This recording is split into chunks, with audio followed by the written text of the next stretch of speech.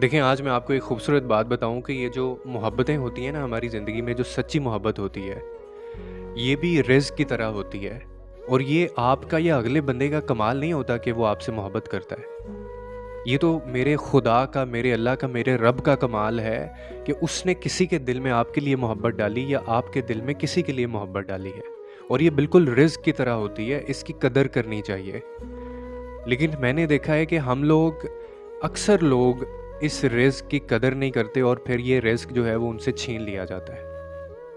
और ये खुदा ही दिल में डालने वाला होता है, इसीलिए तो अक्सर ऐसा होता है कि एक ऐसा शख्स जिसको आप जानते तक नहीं होते, जिसके साथ आपका कोई खून का रिश्ता भी नहीं होता, वो बंदा आपसे इतनी मोहब्बत कर बैठता है, सिर्फ़ इसी वजह से कि अल्लाह ने उसके लिए आपके दिल में मोहब्बत डाली है।